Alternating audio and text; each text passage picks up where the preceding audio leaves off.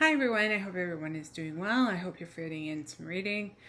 However you may be fitting it in, you might be reading a magazine article or whatever, or a news article. Today's book is called Yesterday's Tides by Roseanna M. White. I found this book through Storygraph, so it had suggested as a book that I might like. And I kind of did like it. I will read you, like I usually do, I'll read you the blurb. And then I will give you my rating and review of the book. So here we go. Yesterday's Tides. 2 world wars, intelligence and counterintelligence, prejudice and self-sacrifice collide across 2 generations. In 1942, Evie Farrow is used to life on Ocracoke Island, I think that's how you pronounce it, where every day is the same, until the German U-boats haunting their waters begin to wreak havoc. When Special Agent Sterling Bertrand is washed ashore at Evie's inn, her life is turned upside down. While Sterling's injuries keep him inbound for weeks, making him even more anxious about the SS officer he's tracking, he becomes increasingly intrigued by Evie, who seems to be hiding secrets of her own.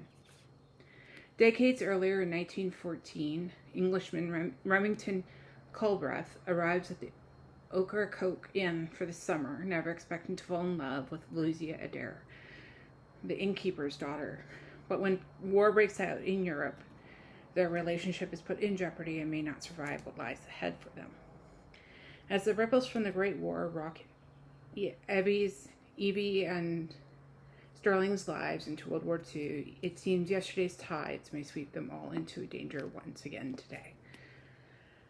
I gave this book a 3.5. I thought the author spent a little too much time delving, and it just felt the story was a little too slow. I thought overall the ending was great. Really liked the ending. I just thought it was a little too slow for my liking, and it at times it worked and sometimes it didn't, where I kind of got where she was going. I'd be intrigued, and all of a sudden she'd shift back to another timeline shift, and it seemed more often than not that she was shifting to the 1914 storyline, and it seemed to drag at times, and it was very slow. The reason for the writing, I'm glad I read it, and then when I was reading the author's note, I realized she did what some authors do, is put other characters from her other books and in the book, and I thought, okay. And was that supposed to add this to the story? I guess to the people who've read the book, other books, that's okay, fine, whatever. But don't mention that. That would be so nice. Now, and then I was kind of curious, well, does my library have the other books? And it's kind of hit and miss, and I kind of want to, and since this was a kind of hit and miss book for me, I don't know if I'm going to read any more from this author. I mean, it was decent enough. It was okay. It wasn't the world's greatest book, but it took me a while to get through this book. I think it was close to 3 weeks it took me. So I'm kind of glad it's off my list now. I'm glad I read it, and I'm glad I got it out of the way. But I really had wished that this book didn't drag so much. The other problem was I was reading other stuff too at the time, and so as a result, I usually set this one aside.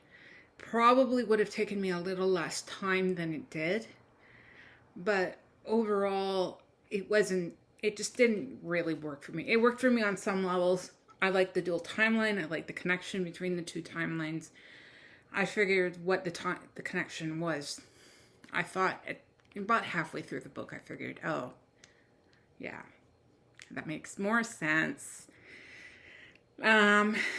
Anyways, that was Yesterday's Ties by Roseanna M. White.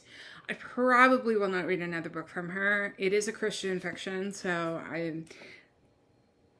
but I was kind of happy in this way that the author didn't overwhelm us with Christianity in this book. Sometimes Christian authors have a habit of doing that, and I really don't like that. And make it sort of a conversion story in a way. Sorry for the sheen. I've been out and about this afternoon doing some stuff, and it's been rather warm outside. So yeah, anyways, thought it was an okay book.